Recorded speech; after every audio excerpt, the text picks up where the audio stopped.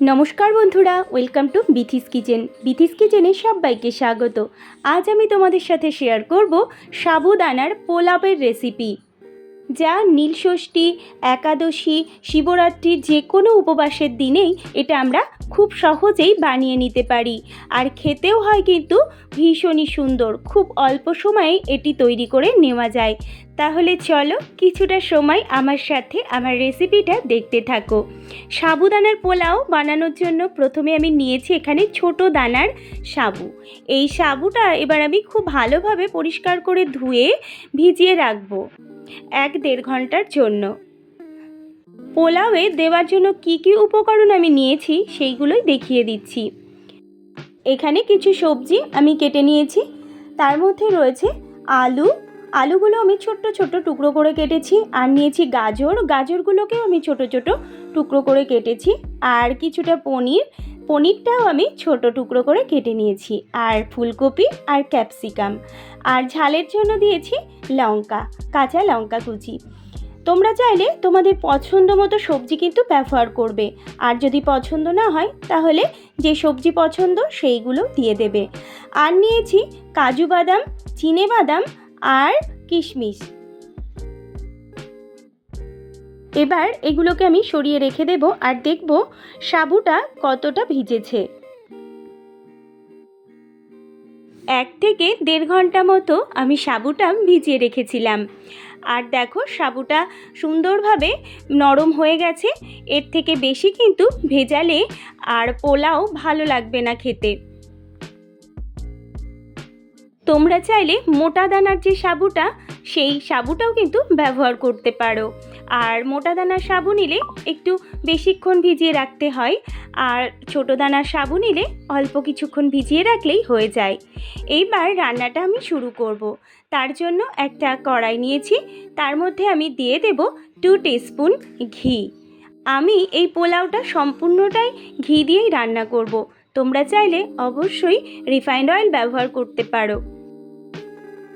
যে কোনো ব্রত উপবাসের দিনে সবসময় তো মিষ্টি খেতে ভালো লাগে না, তাই এরকম একটু ঝাল ঝাল পোলাও রান্না করে যদি তোমরা খাও তাহলে কিন্তু ভীষণই ভালো লাগবে।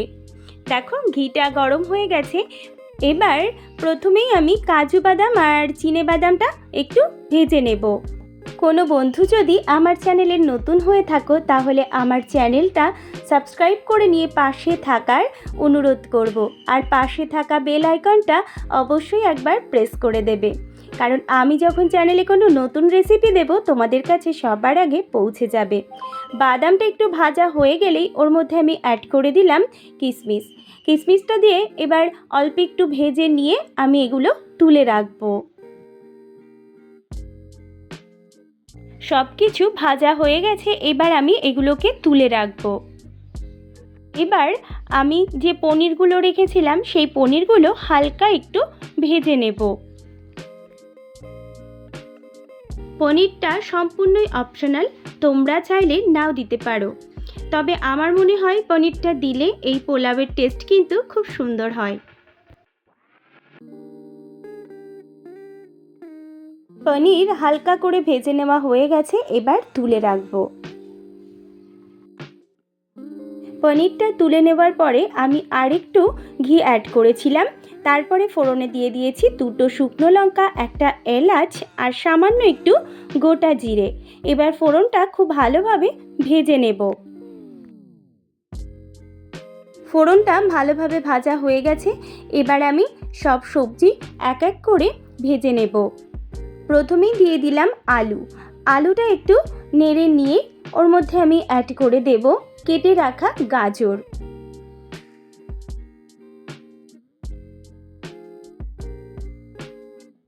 তারপরে দিয়ে দেব ফুলকপি।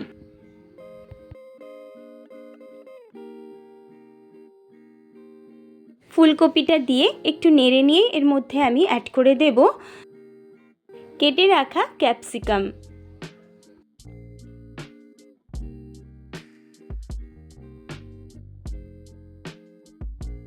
সব সবজি দেওয়া হয়ে গেছে, এবার এই সবজিগুলো ভালো করে ভেজে নিতে হবে।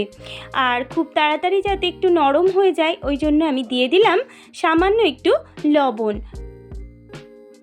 লবণটা দেওয়ার পরে সবজির সাথে ভালো করে মিশিয়ে নিয়ে এটা ভেজে নিতে হবে মিডিয়াম টু হাই ফ্লেমে। শুধু ব্রত উপবাসের দিনে নয়, যে কোনো দিনেও কিন্তু আমরা এইরকমভাবে সাবুর পোলাও বানিয়ে খেতেই পারি। সবজিগুলো একটু নরম হয়ে আসলে ওর মধ্যে আমি অ্যাড করে দিলাম ছোট ছোট টুকরো করে কেটে রাখা কাঁচা লঙ্কা। ঝালটা অবশ্যই নিজেদের টেস্ট অনুযায়ী দেবে। আমি এখানে 3টে কাঁচা লঙ্কা ব্যবহার করেছি। কাঁচা লঙ্কাটা সব কিছুর সাথে ভালো করে মিশিয়ে নিলাম। সবজিগুলো খুব ভালো করে ভেজে নেওয়া হয়ে গেছে। এইবার আমি এর মধ্যে অ্যাড করে দেব ভিজিয়ে রাখা সাবু।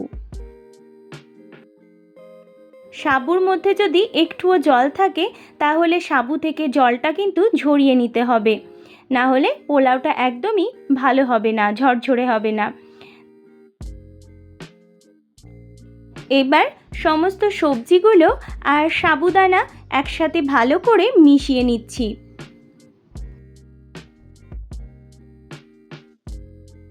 এই সময় কিন্তু গ্যাসের ফ্লেমটা মিডিয়াম টু হাইতে রাখতে হবে।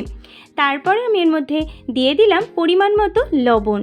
লবণটা কিন্তু অবশ্যই বুঝে ব্যবহার করবে, কারণ আমি সবজি ভাজার সময় লবণ দিয়েছিলাম।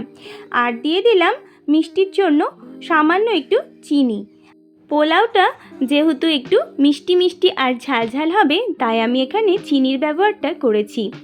এবার সব কিছু একসাথে ভালো করে মিশিয়ে নিতে হবে। খুব বেশি কিন্তু আর ভাজার দরকার নেই।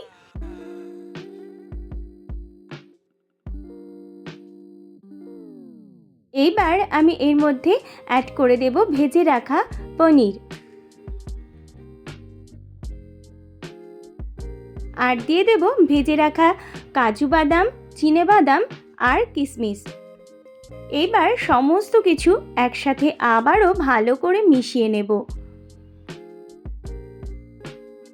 খুব ভালো করে মিশিয়ে নিলেই তৈরি হয়ে যাবে আজকে সাবুর পোলাও। তোমরা কিন্তু অবশ্যই এইরকমভাবে সাবুর পোলাও একদিন বাড়িতে করে খেয়ে দেখবে। আশা করি তোমাদেরও ভীষণ ভালো লাগবে। যে কোনো ব্রত উপবাসের দিনে যদি এইরকম ঝালঝাল পোলাও বানিয়ে খাওয়া হয় তাহলে তো ভীষণই ভালো হয়। তৈরি হয়ে গেছে আজকে সাবুদানার পোলাও। ফাইনালি উপর থেকে আমি দিয়ে দিলাম 1 টিস্পুন ঘি। এবার আমি গরম গরম সার্ভ করে নেব। আর এই পোলাওটা গরম গরমই কিন্তু খেতে হবে, না হলে একদমই ভালো লাগবে না। তাহলে বন্ধুরা, আমার আজকের এই সাবুদানার পোলাওয়ের রেসিপি তোমাদের কেমন লাগলো অবশ্যই কিন্তু কমেন্টের মাধ্যমে জানাবে। তোমাদের সুন্দর সুন্দর কমেন্ট আমার রান্না করার উৎসাহ আরও বাড়িয়ে দেয়। আর তোমরা কিভাবে সাবুদানার পোলাও রান্না করো আমাকে কিন্তু জানাবে। আজ তাহলে আসি, আবার হাজির হব অন্য কোনো রেসিপি নিয়ে। ভালো থাকবে, সুস্থ থাকবে। আর এতটা সময় আমার সাথে থেকে আমার রেসিপিটা দেখার জন্য সবাইকে অসংখ্য ধন্যবাদ।